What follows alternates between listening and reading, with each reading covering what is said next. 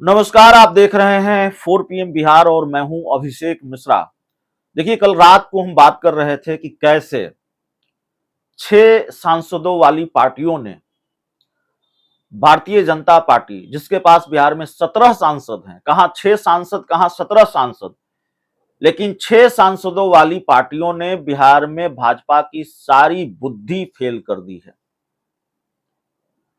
चिराग पासवान और पशुपति पारस जिनके पास 5 सांसद, चिराग पासवान जिनके पास 1 सांसद, वो खुद, और ये 6 सांसद वाले 2 दल अब एनडीए का हिस्सा हैं और दोनों हाजीपुर सीट को लेकर लड़ रहे हैं, भिड़ रहे हैं, तलवारें तनी हुई हैं। और कभी चिराग चाचा की टेंशन बढ़ा रहे हैं, कभी चाचा चिराग की टेंशन बढ़ा रहे हैं, और कभी दोनों मिलकर बीजेपी की टेंशन बढ़ा रहे हैं। क्योंकि इस लड़ाई से नुकसान तो बीजेपी का भी होना है, और खैर कई बार हम इस पर बात कर चुके हैं। लेकिन जिस तरीके से हाजीपुर सीट को लेकर पशुपति पारस ने अपने तेवर कड़े किए हुए हैं, जिस तरीके से हाजीपुर सीट को लेकर पशुपति पारस आक्रामक हैं, उससे कहीं न कहीं भारतीय जनता पार्टी की टेंशन भी बढ़ी हुई होगी। पशुपति पारस ने बीजेपी के फैसले का इंतजार नहीं किया है और बड़ा ऐलान कर दिया है। पशुपति पारस ने इस बात का इंतजार नहीं किया कि भारतीय जनता पार्टी हाजीपुर सीट को लेकर क्या फैसला लेती है। ये सीट चिराग पासवान के खाते में जाएगी या मेरे खाते में आएगी, बल्कि बिना भारतीय जनता पार्टी के फैसले का इंतजार किए हुए पशुपति पारस ने ये ऐलान कर दिया है कि हाजीपुर में पार्टी का स्थापना दिवस समारोह मनेगा। तो खैर, पार्टी का स्थापना, आप कहेंगे पार्टी का स्थापना दिवस समारोह तो कहीं भी बन सकता है, इसमें क्या बीजेपी फैसला लेगी?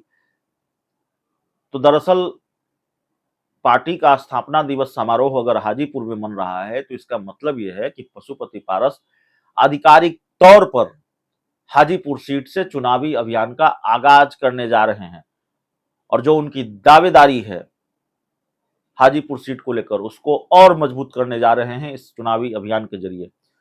28 नवंबर को हाजीपुर में पशुपति पारस अपनी पार्टी का स्थापना दिवस समारोह मनाएंगे,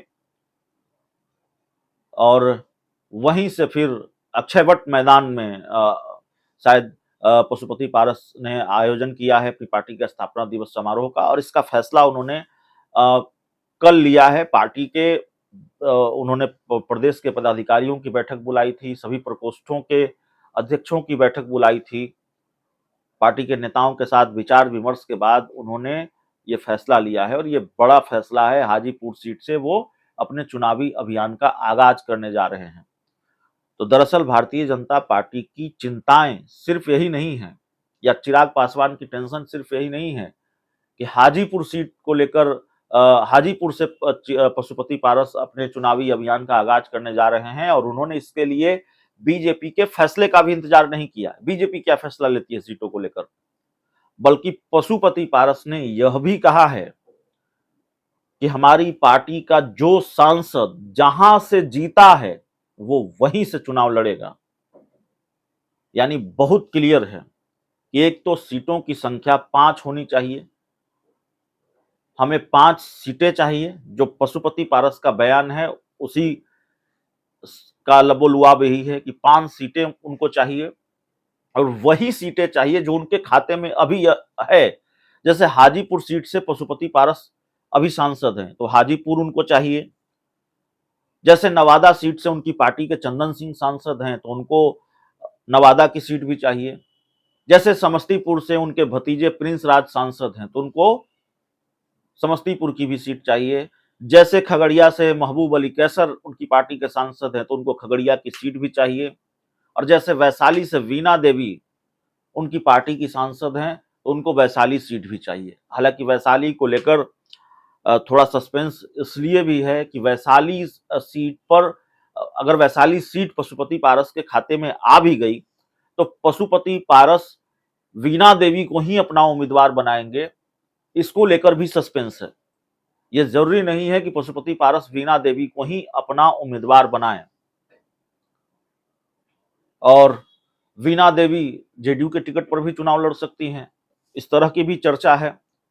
तो खैर ये पशुपति पारस का फैसला होगा कि वो वैशाली सीट से किसको मैदान में उतारते हैं, लेकिन ये चर्चा जरूर है कि जिस तरह से वीणा देवी लगातार चिराग पासवान से मुलाकात करती रही, इससे पार्टी में नाराजगी है और पशुपति पारस भी नाराज हैं, उनकी नाराजगी की बात भी सामने आती रही है। हालांकि एक बार जब पशुपति पारस से ये पूछा गया तो उन्होंने इस बात से इनकार किया और कहा कि मिलने में कोई दिक्कत नहीं है।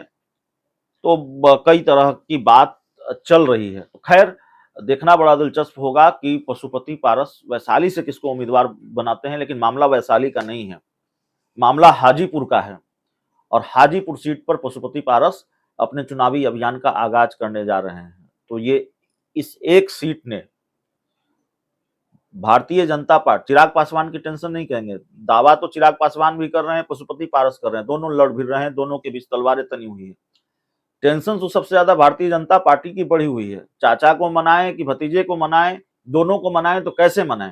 हालांकि ऐसा नहीं है कि बीजेपी ने कोशिश नहीं की है, बीजेपी ने कोशिश की है, बीजेपी दोनों को साथ लाने की कोशिश लगातार करती रही है, लेकिन दोनों साथ आए तब तो। न पशुपति पारस साथ आने को तैयार हैं, न चिराग पासवान साथ आने को तैयार हैं। पशुपति पारस कहते हैं दल टूटता है तो जुट जाता है, दिल टूटता है तो नहीं जुटता है। तो बीजेपी जिस बीच के रास्ते को निकालना चाहती है कि चाचा भतीजा को एक करो और फिर 6 सीटों में दोनों को निपटा दो, वो होता हुआ दिख नहीं रहा है। चिराग पासवान को अलग 6 सीट चाहिए, पशुपति पारस को अलग 5-6 सीट चाहिए, ये मामला है।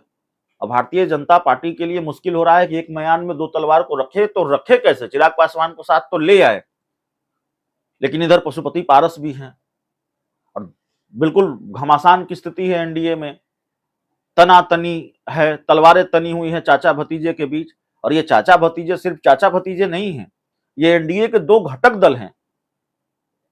अब आप बताइए, जो बीजेपी ये दावा करती है कि इंडिया गठबंधन में सब कुछ ठीक नहीं है, ये लोग आपस में ही लड़ जाएंगे, ये कैसे 2024 तक 24 में लड़ेंगे चुनाव, यहां तो प्रधानमंत्री के उम्मीदवार बहुत हैं, एक एक तराजू पर मेढक तोलने के समान है। अरे साहब, घमासान तो यहां भी बहुत है, एनडीए में भी बहुत है। अब देख लीजिए बिहार में किस तरह से चाचा और भतीजे लड़ रहे हैं, तलवारें तनी हुई है। मुश्किल ये है बीजेपी की। बहुत बहुत धन्यवाद।